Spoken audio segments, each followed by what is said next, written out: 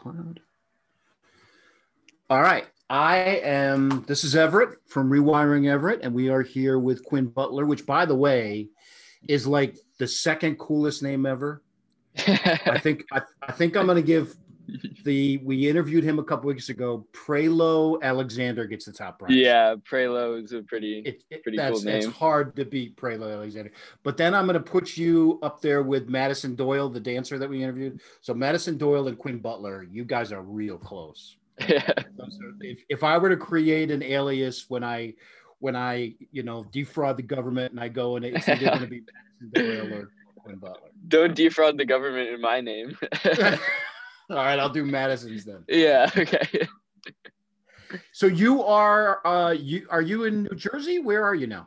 Yeah, I'm in New Jersey right now. Okay. Just saw some friends and family for Thanksgiving, so. Nice. Yeah.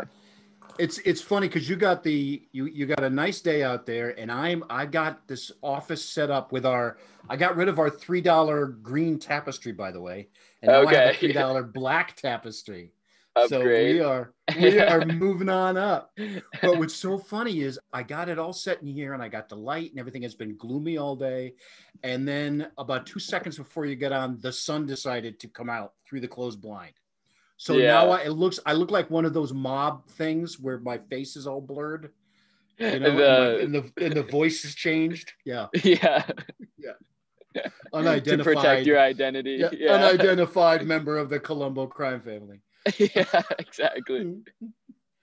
So we're gonna bounce all over the place, but I wanna talk a little bit about you. And I'm gonna start by telling you one of the first things when you and I started talking was the fact that in my creative world there were people that I paid money to help with projects and websites and that sort of thing. And when those people were done with what they did, they were gone. I mean, that's just how that works. There are 3 people in my creative life where the dynamic was different. One is Tara Thompson. She's my publisher. And so we have this partnership where she wins, I win. The other is Brian Esquivel for the film, same thing. And then you and I put together a similar proposal. You own half of Rewiring Everett, which on my calculations, I can't even tell what it's worth right now on today's market. I mean, millions, with the yen, I think. with the yen and the value of the euro, there's a lot involved in this. So let's go back. Tell me a little bit about yourself, and then I wanna talk. You're an NYU student. Mm-hmm. You started in nursing. Yeah, so I did start in nursing. So all throughout, 2 years of high school, I was an EMT. Wow. Yeah, so I worked on like an ambulance corps. And when it got time to apply for colleges, I thought, oh, well, I'm pretty good at this. So maybe, I should just follow this indefinitely. Right. So I thought that's what I was going to do. I went to NYU kind of in that mindset. But right when I got there and started to be exposed to, there's like a liberal arts requirement, and I started taking a lot more liberal arts courses and realized that although that was one of my interests, it wasn't the interest that I wanted to pursue as a degree. So now I am a journalism and anthropology major. Yeah. Wait, I didn't know about the anthropology, journalism and anthropology? Yeah. Wow. Yeah. How do you marry those two? So it's just like a double major, I guess. So a lot of extra courses, but it's like saying, I'm a law degree and ceramics. It's like, how do you marry those two? Yeah, I mean, on the surface they seem fairly unrelated, but at their core they're pretty similar and pretty they're both fields really focused on like observation work and kind of like removing yourself from the equation and allowing yourself to just observe the world as it happens around you rather than like being an active participant. So there are very similar skills that are transferred between the two fields. But on the surface, they seem a little disparate. All right, let me jump off, and I might get myself in trouble here because I took a few journalism classes 600 years ago when I was your age, and I remember the rule of being unbiased. I remember the rule of just every sort of thing, and that seems, as a 57-year-old guy, it seems in today you only need to read the headline. The headline says everything. How is that from a classroom standpoint? Is that still the canon to remain unbiased, or is it different now? That's actually really interesting because I have a professor this year who's like spoken extensively on media bias and that it's almost an unavoidable reality, especially that we have today. And of course, in a perfect world, all media should be unbiased, but also in our world today, if we just had one unbiased source of media, then it's like, who's to say what that one source of unbiased media is? It's kind of like an invented thing. So of course, no one wants biased media, but it's almost impossible to avoid, especially in such like polarized times. So definitely because something that's one still is biased, but the other have to be just as biased to balance it all. Yeah, exactly. And wow. Okay. I mean, with such like a vast amount of possible perspectives that you can consume on the internet, there's a spectrum and there's crazy people on either side. It's kind of like you just pick and choose from. Right. Yeah. Without finding yourself in an echo chamber, obviously, which I feel like some of us do find ourselves in echo chambers, just, consuming what solidifies our pre-existing beliefs, and that can be bad. But yeah, because you gravitate towards what you believe and what you want to believe. And then, but if you want to step back and you want to filter it all and say, where are the base facts? That's kind of a challenge today, isn't it? Definitely. Yeah. Yeah. Interesting. So, but your generation is going to fix all that. Oh yeah. All of it. All right. You and I started talking, 6 months ago, 5 months ago. Yeah, July maybe. Okay. How many months ago was that? 4? Yeah, you were 4 July, August, September, October, November, 4 months. Okay. Yeah. My advanced math always adds another 2. And we started talking, and I started doing some research, and there was a fascinating article about you, about two brothers that you worked with, that you were very close with, in a pizza parlor. And the one brother had a medical condition, and you created a GoFundMe, correct? Yeah. And at the time of the article, how much did that GoFundMe raise? I think it was around $150,000 when the article was published. And you were 18 at the time. Yeah. Wow. That's incredible. Now, the downside is recently this friend of yours has just passed. Yeah, one of them did pass recently. Yeah. And his leaving his brother. Yeah. Yeah, they were twins. Yeah. Wow. So that's always hard. Yeah. So, but that, that said a lot about you right away. You raised, $150,000, as an 18-year-old kid. And then you and I started talking about what I wanted to accomplish, and you got excited. And the great thing about you is you're not afraid to call me an idiot. And hopefully I've never called you an idiot. Well, you've never called me an idiot because you're too nice to do that. But the interesting thing about you is I get this idea and I go, oh my gosh, this is amazing. And I'll get it to you and I'll go, and this is going to be blue and this is going to be pink. And then we're going to have elephants over here. And then within seconds, you're going to go, okay, but what about this thing? And then it will just crumble. But that's a great thing, because I told you, and I hope that this platform will be successful. I hope that this will help some people. And I hope that the book will help some people. But I was telling you not too long ago, this platform would have existed without you. It would have. but it would have been me on my patio with a cell phone, right, with my dog running around in the background. We started doing two things. We started doing podcasts like this, and then we started doing these little bits of wisdom. And the bits of wisdom, I think, were unique. But then we went on the next step. And I think what was interesting is we did a whiteboard graph. That was my whiteboard was tilted. The reflection was everything. It was horrible. So we said, let's just go out and do a whiteboard. Let's just do an animation for that. So we did that. It turned out so well. And it was your idea. And then you said, this is crazy. We should do all of these like this. And so that's what we're doing. So we have these podcasts with some very, very interesting people. I want to talk about the fact that we've only got 5 or 6, but some of the people that we've talked to. I mean, Matt Cox is incredible. Oh yeah, he's and Prelo Alexander and some of these other guys.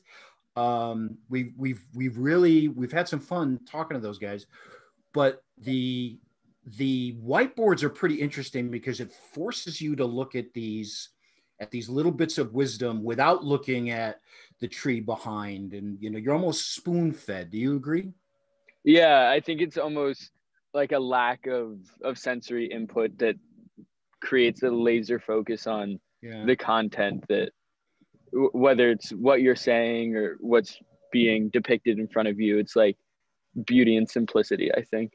Yeah, I think now let's talk about the first one with the graph, right? And I'm going to throw this back at you because I use the example that of and I use it with me of it at 25 years old, my confidence level was here, but I had accomplished this, and then at 35, your confidence going down, accomplishments going up, blah, blah, blah. Well, you're in that first category, right? You're in your early 20s. Yeah. So I'm going to use you as the lab rat. Are you seeing that? Is your confidence up here?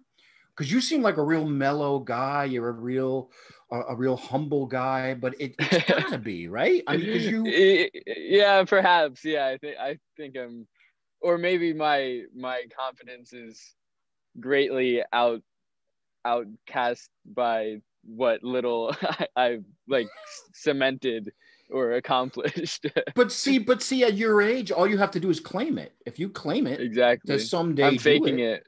Fake it till you make it.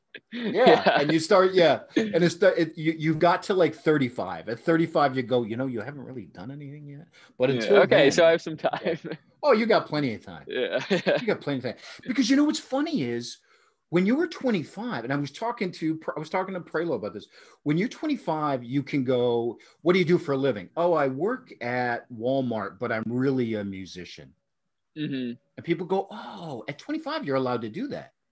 You're absolutely allowed to do that. What do you do? Oh, I work at Costco, but I'm really a playwright. Yeah, you're picking up some extra shifts at right. Starbucks. At 45, you can't do that. Yeah. At 45, you can't say, I can't say I work at Mattress Barn, but I'm really a producer. You can't. You can do that at 25, possibly do it at 35 if you've got a plan. At 45, you're not a producer. You work at Mattress Barn. Yeah, so or people lose their faith in your ability to take that. I believed in you at 25. Yeah. And now you're and 35. Yeah. You're not a real producer, are you? Yeah, exactly. Yeah, it's interesting. Yeah, but I mean, I think that's true for a lot of people. Just like young people. I mean, I don't think I would have ever responded to your job offer if I didn't have confidence up here and ability. I think maybe I was even like shooting for something that like I wasn't an expert in the field, but by kind of almost just being like overly confident, we've created this symbiotic relationship out of that. So not always a bad thing. No, it's not a bad thing. And it's, I wish we could save some of it up. I wish we could bottle some of it when we're in our 20s, because when you get later on, then you start to question everything. Because you you do two things. You start looking backwards and you start to go, man, if I was going to do this, I should have started 10 years ago. But you have all that history. At 25, you haven't screwed up all that much. I'm sure there's a couple, and at your age, you haven't screwed up. But when you get 45 and 55, there's a file. You could pull that file up. Really, you're going to try the this? Bottom drawer of the cabinet. That's right. Yeah. Look at this. August 8th, 1994. Do you remember August 8th, 1994? So you've got all that history, and you've got that, in your 20s, you just blow that off. How so the real question is, how do we take that? How do we get from, when we're a 45 and 55-year-old person, how do we go back and work, what's the workaround for that? Yeah. Yeah. Or how do you acknowledge that you might have a filing cabinet of faults, but still move on with your life with the same confidence you had when you were 20 years old? Right. Yeah. Yeah. There was a guy, and I was talking to my son, Nick, about this. There was a guy that I worked with, and I can't remember his name. Let's call him Bill. And Bill was always causing issues in the office. I mean, Bill was he was the nightmare. And the guy that ran the office, sweetest guy in the world. So instead of calling Bill and say, Bill, come in here, you've got to stop doing A, B, and C, he would bring the entire office, because he was a sweet guy, and he'd bring everybody in front, and Bill would be there, and he would go, all right, we've got some issues with this, and this, and we've got to work on this. And everybody knew that it was Bill. But Bill would turn around and go, yeah, you guys, do you realize what you're doing? I'm sick and tired of this. Oh, no. Yeah. So Bill would turn around and tell everybody what idiots they are, and he's sick of it. And he's not going to do this. And we all knew that it was basically Bill. But there's a tiny little piece of Bill that we could use if we could pull that out. If we could, how do we do that? How do we become partially oblivious to that file? Yeah, it's like becoming so self-aware. It's almost, you're so self-aware that you're okay with being in this state of oblivion rather than just banishing your past. That you're so content and comfortable with the actions that you've chosen in life you've lived that you just continue to forge on like Bill. Yeah, and maybe it's the other way. Maybe you have to walk up and go, "Hi, I'm Ted. I'm an alcoholic, and I beat my wife." Yeah. Now there's nothing. It's all out in the open. I'm not hiding it. Right. I'm ready to declare bankruptcy, and I just stole from my grandmother. Exactly. How are you? And then, anything you say after that. Anything after that. There's nothing. Right. There's no hiding. There's no nothing. I don't know. Maybe that's part of it. Maybe we just get too tough on ourselves. I don't know what the answer is. Yeah. Or tough on other people as well. And then that's kind of a cycle of when you see other people that are being tough on you, then you internalize that, and then you're just viciously losing confidence. It's funny you mention that, because I thought about this today. There's like 2 or 3 people in my life that just drive me crazy. That I'm just and I go, oh my gosh, did you see what they did? But when you think about it, it makes me crazy, because I do that same thing too. Yeah, I do that exact same thing. And when I realized that this morning, I was walking the dog, and I'm hitting me going, oh really? Because you do that. Yeah, but I don't do it like they do it. They do. You start to rationalize it. That's exactly. But it's really easy for me to poke at that than to say, okay, I've got some issues. It's really easy to say, can you believe? Because I think part of it is because he does it more than I do. And she does it more. I might do it, but she does it a lot more than I do. Yeah, therefore, and to the nth degree. And right. Yeah. So it's okay. So I'm all right, but they do it a lot more. And I think that's part of it too. I think that's part of the idea of we're not focusing internally on it. We're taking these feel good type things. Yeah, because it's so hard to critique yourself sometimes, and so easy to critique others. Yeah. Yeah. And then when you look on social media, nobody does that I mean, nobody posts, oh my gosh, I got drunk and broke the table last night. Nobody posts that. Yeah. It's Nobody all, posts, yeah. hey, nobody posts, hey, I got my paycheck, but I gambled it all away. I'm totally broke. Mm-hmm. Nobody posts that. They post the new motorcycle and the new puppy and look at me at the beach. Let's create that. Let's create the real social media. Yeah. Start to pull these things, the raw yeah. data, right? That you don't do that, because that's all you see. That's all you see. Yeah. I mean, you don't see these people. Facade. Yeah. Yeah. But I don't know how it would be different if you if you saw that raw data. I don't know. I don't know if it would. Mm-hmm. I mean, what's funny is I don't think it would work. And here's the reason, because you're on social media and all of a sudden, if somebody posts something really, really heavy, hey, I just want to let you know, I mean, really heavy, not grandma died, but I just want to let you know that my daughter just fell down the steps and is paralyzed. I mean, nobody touches mm-hmm. that. You don't know how to respond. You don't hit like, you don't know how to respond to that. So you just step away from it. You just step away and you move away. You like that person. You feel terrible for them, but you don't know what to do. Yeah, because it's easier to avoid, and it's right. less of an emotional burden, I guess. Yeah. Because if you pulled it, then it would be a burden on you, and mm-hmm. and instead, it's kind of strange. Yeah, so, it's easier to just like give sympathy rather than like engage in empathy, I guess. Yeah. So we started this platform, but we didn't really post for a while because we were trying to get our thumbprint. Right? Yeah. In fact, we had like 10 or 15 posts that we scrapped, right?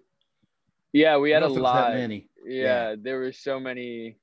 We didn't know what the hell we were doing, so we had to figure that out as we were making content. Right. Yeah. So, and I'm so glad we did. So, but it's funny too, as we get, to talk to some of these incredible people and we do some of these whiteboards, and you automatically get caught up in the fact, well, we should have 200,000 followers by now. How come we don't have 200,000 followers by now? And the thing is, I think that's part of it too. You have to focus on what you believe, and you have to focus on, from my vast 3 months experience building an online platform. And then, the people that are right will find us. Yeah.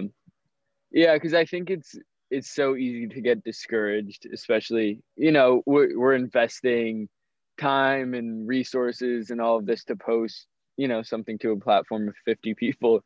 And it's easy to, at the end of the day, say, what the hell am I doing that for? Right. Who's really watching this? But I think we're definitely playing a long game. And at the end of the day, if 50 people see it and 50 people love it, then why not keep posting it? Yeah. And from my perspective, it's a win-win, because I'm a total mess and I have to go fix myself anyway. So I might as well fix myself in this laboratory and see if it works. So I can't lose.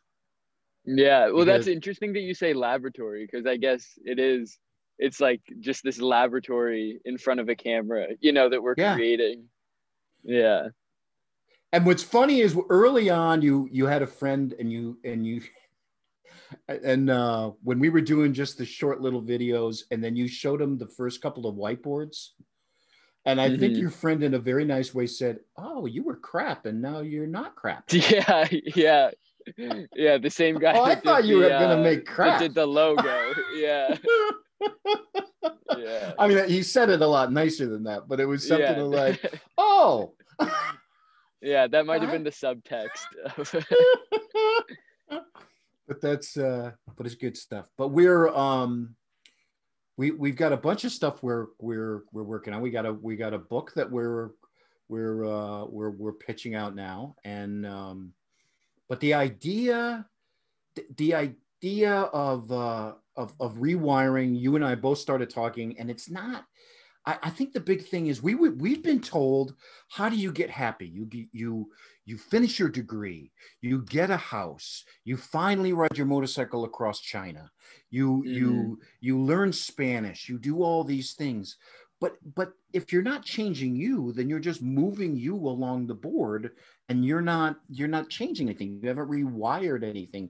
You haven't done anything differently. You've just achieved things.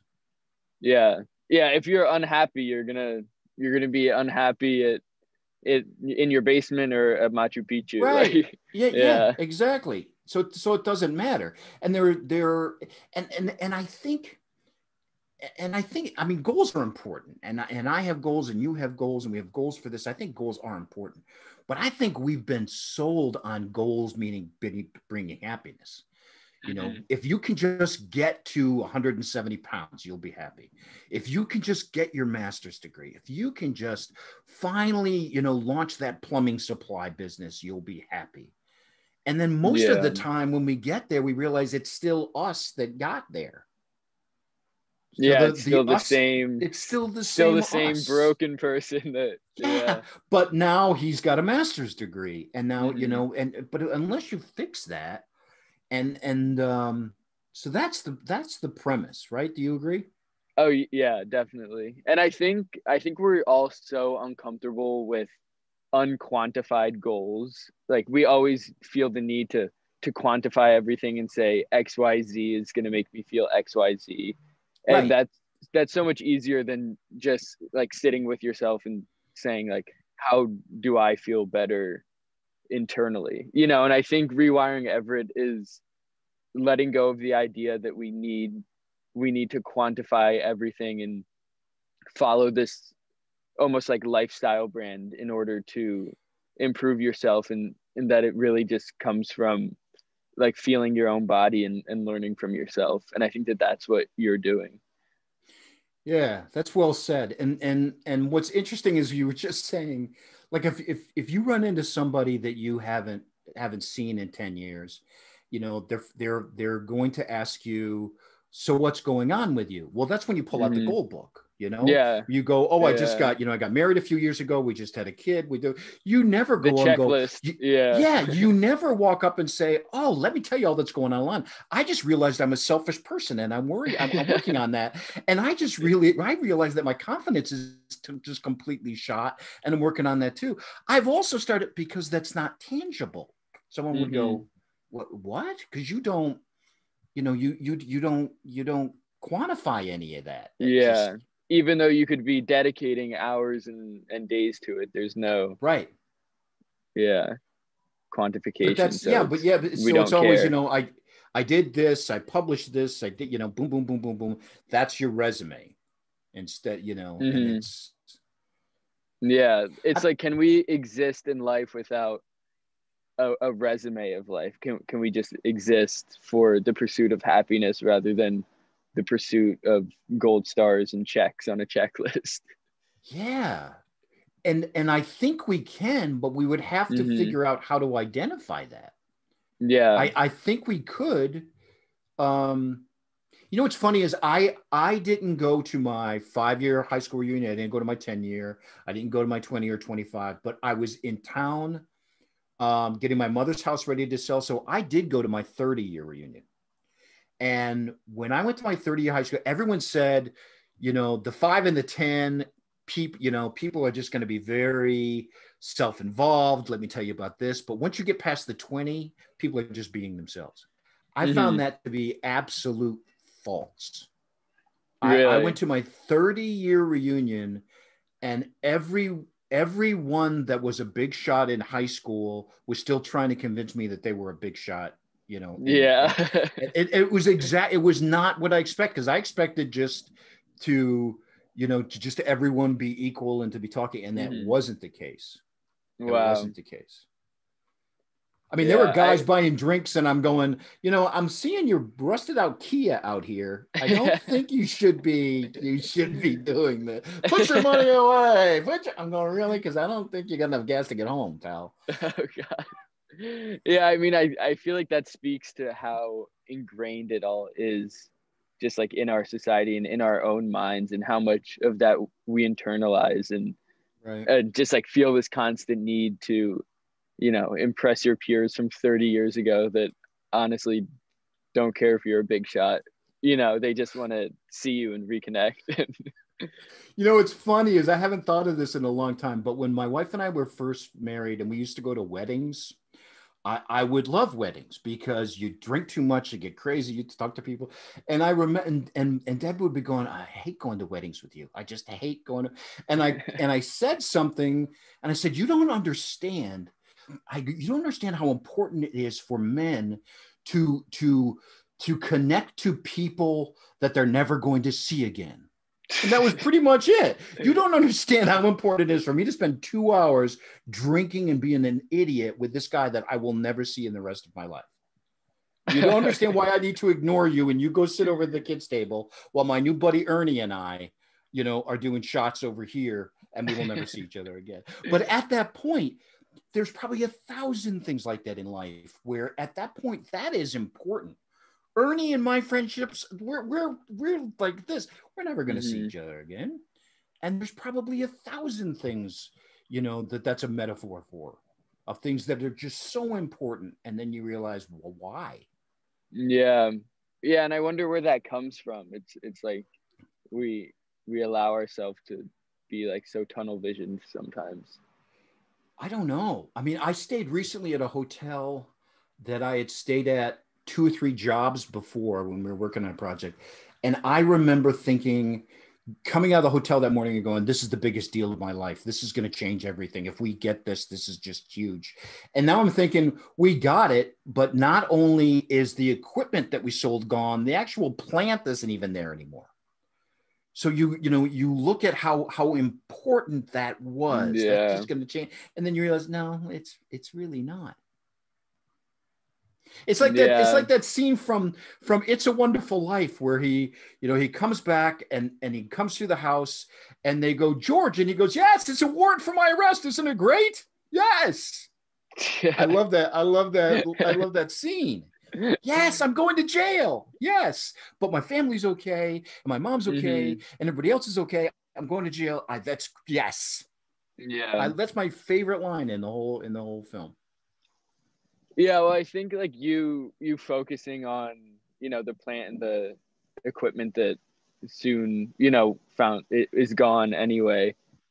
I think that also is like a powerful analogy to how we focus on such like material and temporary things, that just like ebb and flow as we exist.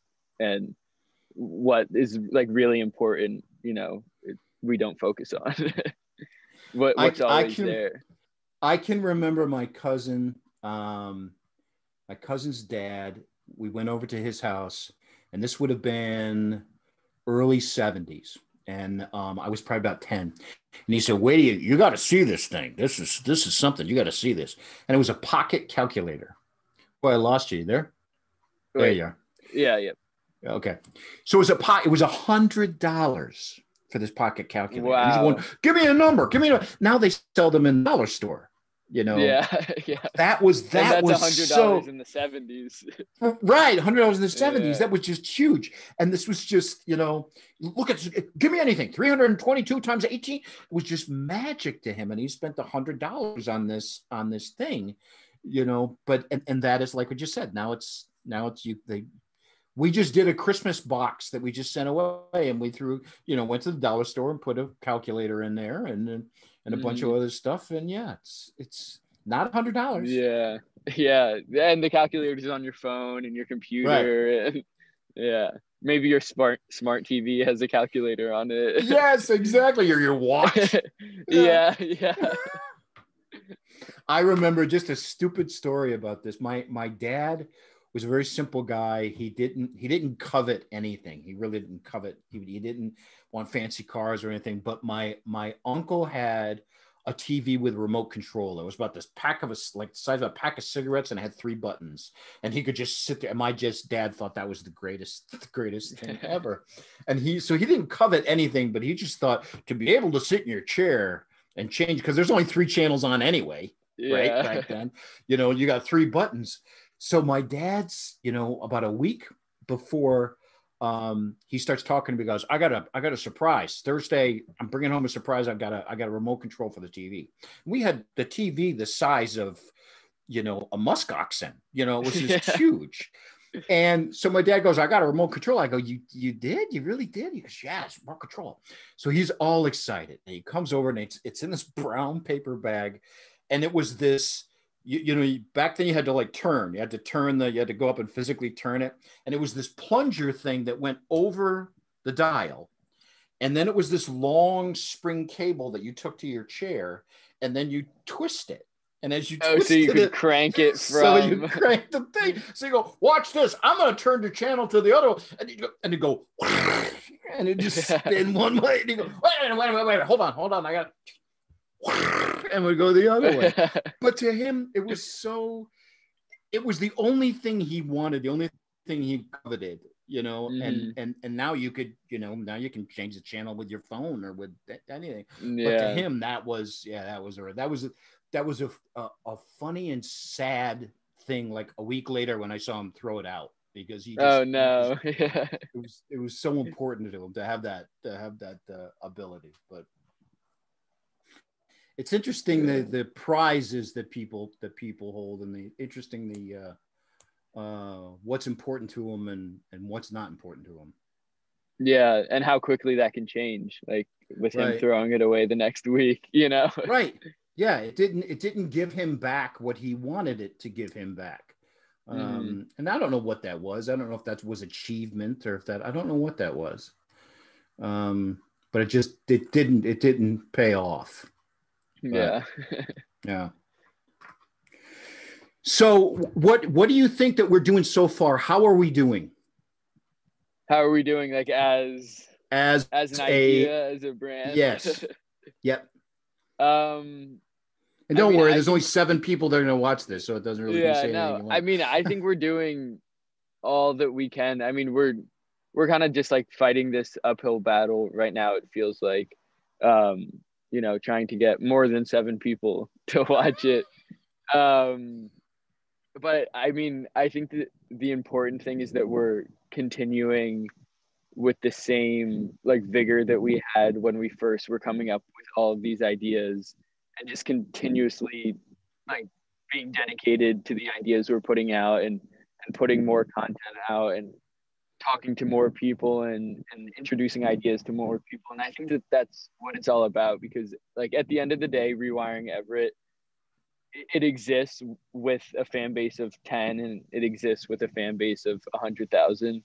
So I think if we just continue on, then, everything will follow. And if it doesn't, then you're still rewiring, we're still learning. So yeah.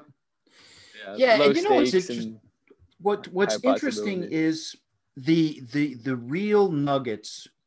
And it's funny that you reminded me of that. The real nuggets from the podcast part of it that we've gained didn't come where I thought they would come. They didn't come from, a lot of the people that are doing it for a living. I mean, there was some stuff there. They came from finding these unique people,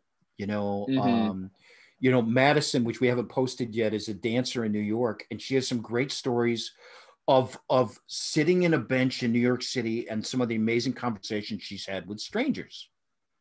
You go, now you're not going to find that online. You're not going to Google great conversations you've had on a bench. You've just got to find that person. We talk about Matt Cox. Matt Cox is incredible. The wisdom that he's pulled from the experiences in prison.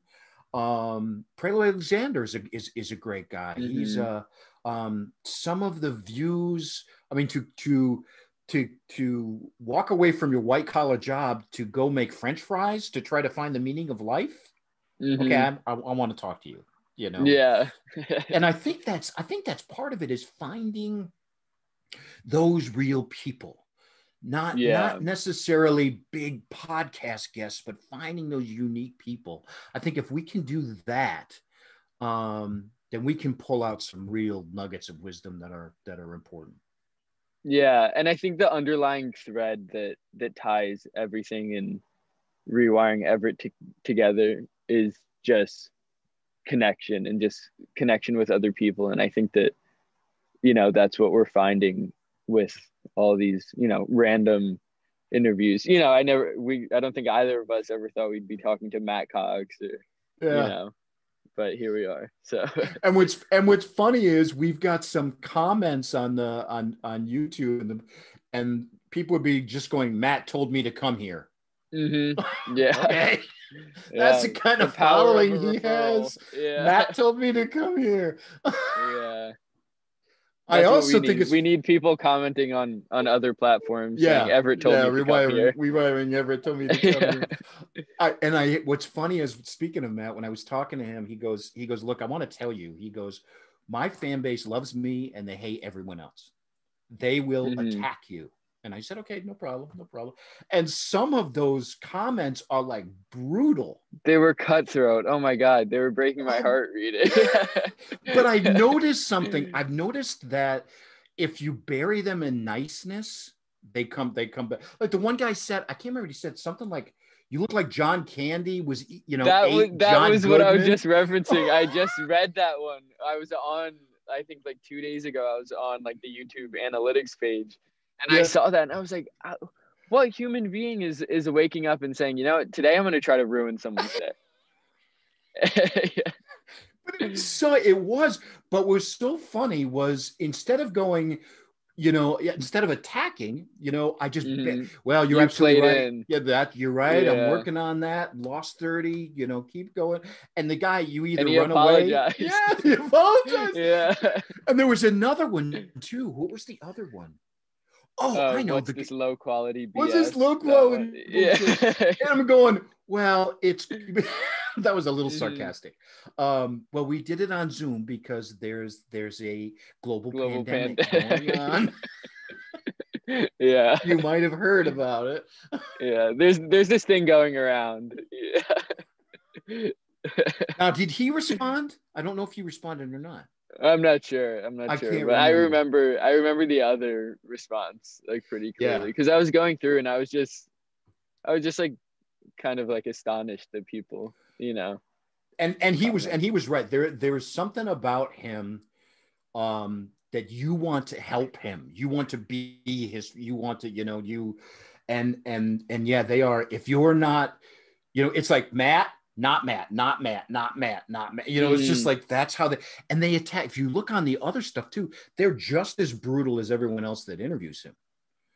Really? There was a guy recently that he went down to Florida and he did it. And this guy had a real professional setup. I mean, and he's just starting out. I think he's only got like 1,000 followers, but this setup, you know, is and the guy's very white teeth.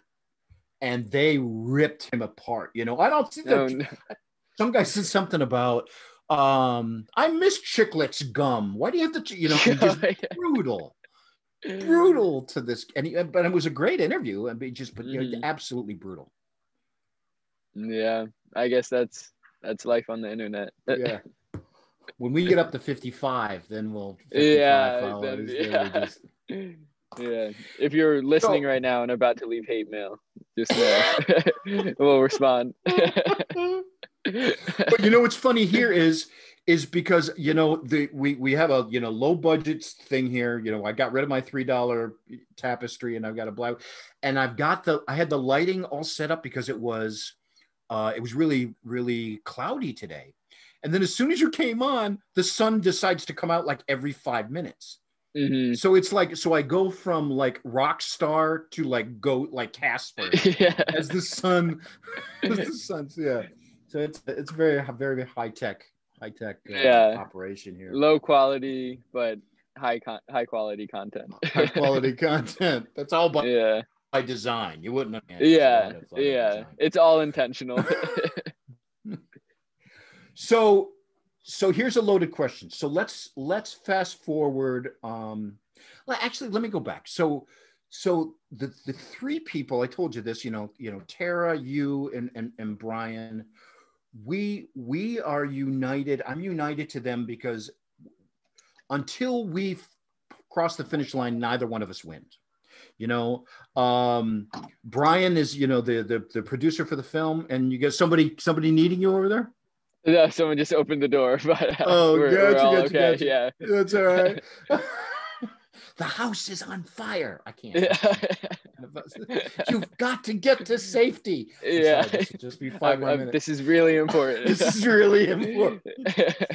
The police are on their way. 5 minutes, I swear. So it's interesting because you and I either have to win or have to fail. We have to do one of those things. And I think it's a very interesting business model.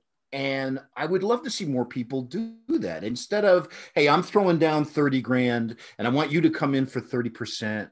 You know, I want to say, look, let's split this idea. If you're in, I'm in, we'll figure out the financing. We'll figure out this part. And if we both win, we both win. Yeah. Yeah. I think that's something that's so lost. You know, no one wants any sort of uncertainty. You know, no one wants anything other than this is promised for this. Now, like, let's make an exact exchange. I mean, that even goes back to the whole idea of how we're so uncomfortable with unquantified goals and everything just has to be quantified for us. And that's why I think just like partnerships like that you just like run off of, you know, is so rare because they are just like these unquantified, almost like gentlemen's agreements. But you've said in the past that they yield the best results for you. Yeah. And it's not the other ones are bad, but the other ones have an end. You know, if I do this, you will give me this and we will move on. And, but the ones where you don't, you know, you both want the same thing, but my skill set is over here and your skill set is over here. The power is the fact that you don't want to let that other person down. You know, you win, but you know, like with the film project that we're working on, you know, Tara, Brian, and myself are all involved, and it's you need to do this part so he can do this part, so exactly, so, you know, she can do that part, and it's almost to the, it gets to a point where it's under its own steam, and you can't bail. You have to let it. You have to. It just keeps moving, and it would almost be. It would just be unthinkable to stall it because it's moving now. It's like we're riding a tandem bike together. You know, if one person jumps off, then you're gonna go flying the other way. And why would you want to jump off? Exactly. Why would you want to?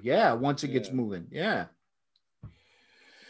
So I don't want to take up all your Saturday. So I'm gonna. What else did you want to say? This is the first time you and I have talked this way. What do you want to leave with? I mean, this is the first time we've been face to face in a video call as well. I know. I knew what you looked like, but you didn't even know what I looked like until now, I guess. The last picture I saw of you had blonde hair.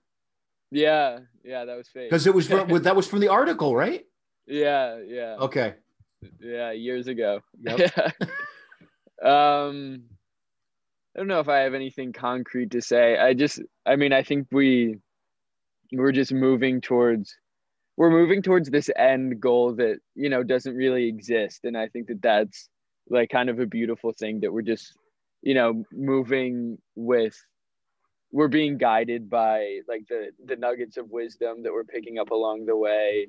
And just like this pursuit to get the message of rewiring Everett out at the same time that you're also engaging with the content, you know, and rewiring yourself. And I think that that's just the crux of it all and should be remembered as so.